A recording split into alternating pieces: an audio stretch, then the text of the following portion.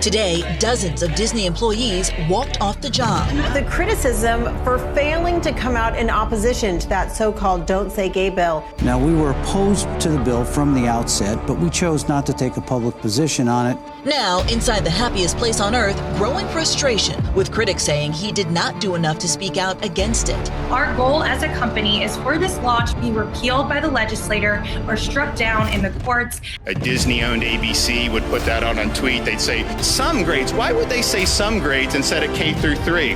For Disney to come out and put a statement and say that the bill should have never passed and that they are going to actively work to repeal it, I think one was fundamentally dishonest, but two, I think that crossed the line. They do not run this state.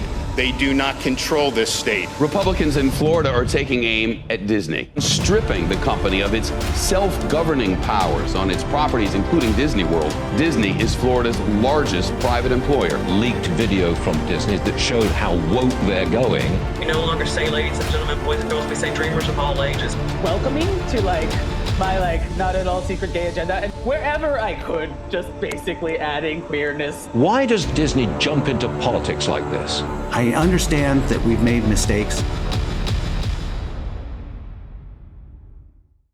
In this video, I'm going to analyze all the recent political drama related to the Walt Disney Company and explain whether it will actually impact the company's financials. It's important to note that this is from the perspective of a Disney shareholder and someone who is bullish on the company long term. My name is Zach, and you should leave a like and subscribe to the channel if you enjoy the video. First, let's explain exactly what started this series of events. In March 2022, the state of Florida passed the Parental Rights in Education bill. Almost immediately, this got termed the Don't Say Gay bill by online political activists, quickly spreading throughout the media and general public. However, this fast spread and framing led to massive confusion about what was in the bill. So let's read what's actually in it. It's brief if you want to take a full look, but these are the main points. Classroom instruction by school personnel or third parties on sexual orientation or gender identity may not occur in kindergarten through grade 3 or in a manner that is not age appropriate or developmentally appropriate for students in accordance with state standards. Finally, they will adopt procedures for notifying a student's parent if there is a change in the student's services or monitoring related to the student's mental, emotional,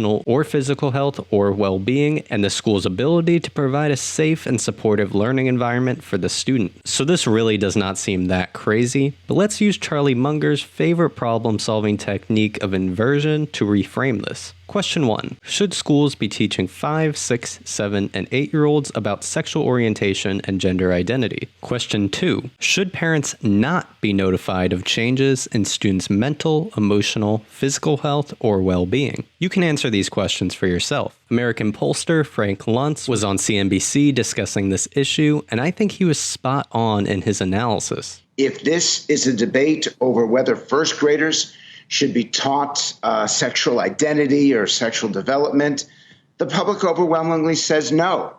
But if it's a fight over the phrase "don't say gay," nobody wants discrimination or punishment. And this is why framing matters so much. The language that the business community and the political community uses determines the outcome of the debate. This never should have happened. Corporations should not be involved in politics, according to the American people. Individuals not only have every right to speak up, but they should. The problem is that these two sides have come at each other so directly, and there is no winner in this. Anything that undercuts a company that does so much good for so many people in so many ways isn't healthy for the American economy. Framing matters, and these different perspectives exist. Disney has a sizable amount of employees who are passionate about LGBT issues and are absolutely fired up about this bill. It doesn't matter what's real or who's right, that's just the reality of the situation. So Disney had a problem on its hand, and a small percentage of employees wanted action. Now, I'm going to explain the framework through which Disney thinks about these political statements and how their actions have been leading to real-world financial consequences. Former Disney CEO Bob Iger was recently asked about this exact issue. What's your feeling about Disney weighing in on matters of of extreme public interest and concern. Yeah, and I had to contend with this a lot. And the filter that I used to determine whether we should or should not weigh in considered a few factors. What would its impact have on our employees, on our shareholders, and our customers? And if any one of those three constituencies had deep interest in or would be affected by whatever the matter was at hand, then it was something that I thought we should consider weighing in on. We can only assume the company's framework is similar since Iger only recently departed. Using that criteria, it makes sense why Disney decided to act on this. But actions have consequences, and politics is a dirty business. In response to Disney's statements against the bill, Florida voted to dissolve the company's self-governing status in the Reedy Creek Improvement District, which was established all the way back in 1967. This helped the creation of Disney World into what it is today. Later in the video, I'm going to fully break down the impact of this action and how I think the company should operate with respect to political intervention moving forward. Before I get to that, I'd be doing a disservice if I acted like this was the only instance of public backlash against Disney. This is something that's been brewing for nearly a decade. Disney and much of corporate America has been moving forward with an agenda some frame as diversity and inclusion, while others call it woke identity politics. As with most things, it's a case-by-case basis. At its core, though, I think Disney executives have good intentions. In this clip, former Disney CEO Bob Iger explains his thought process of creating the Marvel movie Black Panther, which I think is a positive example of diversity and inclusion. I felt that it was time for Marvel storytelling to much better reflect the world we were doing business in. I'm a big believer in that, whether you call it diversity or inclusion. But the bottom line is that doing so is good for commerce. The world is obviously multicolored, multi-natured, multifaceted. The more we infuse that into our stories, the better off we are. A number of people have, by the way, come up to me and said, thank you for this. To be able to watch a movie, to be able to show a movie to my kids where the characters actually look like my children, it's a big deal. Or women are as equal to men in it as they are. That's great too.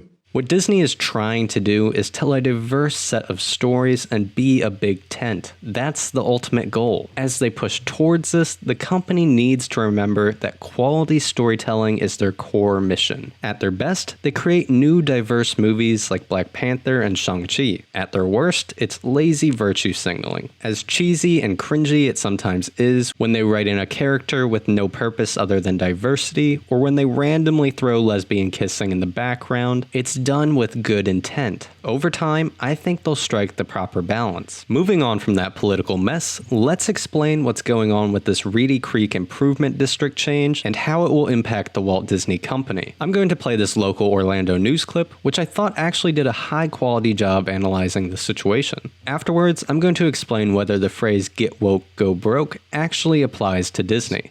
It is an area in Orange and Osceola counties carved out by state law 50 years ago. It runs just like any city or town.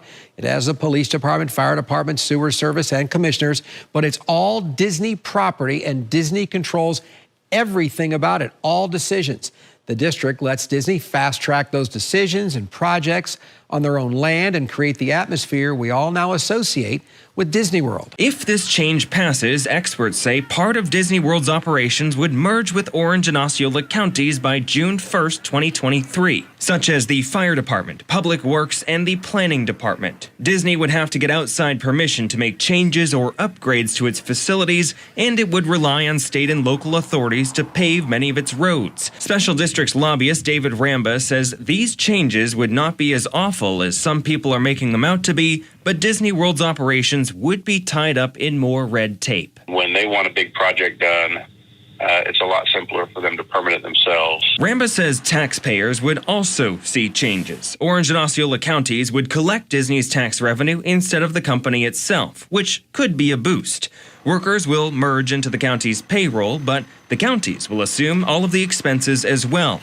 Documents showing the Reedy Creek district often operates at a loss, and the district has a lot of debt. I think we agree it's somewhere between $970 million and $1.02 billion. Ramba says it's not 1967 anymore, and while it would be an annoyance all around, Disney and taxpayers will probably be just fine. I think those negotiations will begin to occur once this gets done in the special session.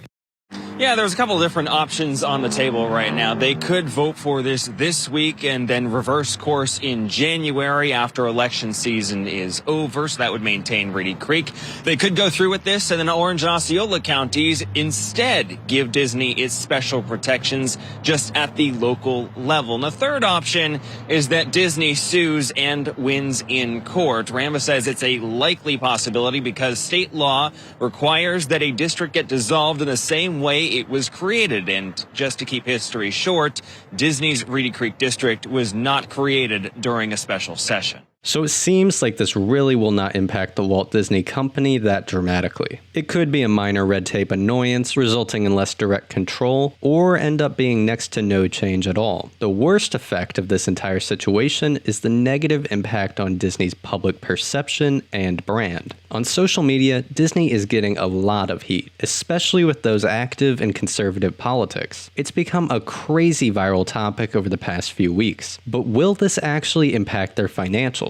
I seriously doubt it. Demand for Disney parks is massive right now, and I think the streaming services have very strong growth drivers this year and in the future. They may lose some politically motivated subscribers, but this will not be reflected in Q2 earnings, which ended in March. Right now, there is no evidence of get woke, go broke. Some online will point to the stock decline as evidence, but that can almost entirely be associated to the re-rating of streaming stocks, negative Netflix earnings, Fed rate hikes, and the war in Ukraine. This negative news certainly didn't help though, and likely added to negative sentiment. However, the company is financially in a major upswing as their domestic parks hit record profitability. I think Disney is poised to do well over the coming years. Personally, I'd prefer if Disney stayed out of politics and was more mission-focused around quality storytelling. They should follow an approach like Coinbase's CEO laid out over the last year. He wrote a very interesting blog post about it. In short, have the company focused internally on accomplishing their goals. Control the controllable. Leave the political activism at home. That said, I doubt Disney will fully follow that approach. All in all, I think it's obvious that Disney is an overwhelmingly net positive force in the world. If you found this interesting, subscribe to the channel for more videos on Disney stock. Sign up for DividendData.com to use my dividend investing software and join a Discord community of like-minded investors. If you follow me on Twitter, link in the description, you can get real-time updates of my buys and dividends coming in. Thanks for watching.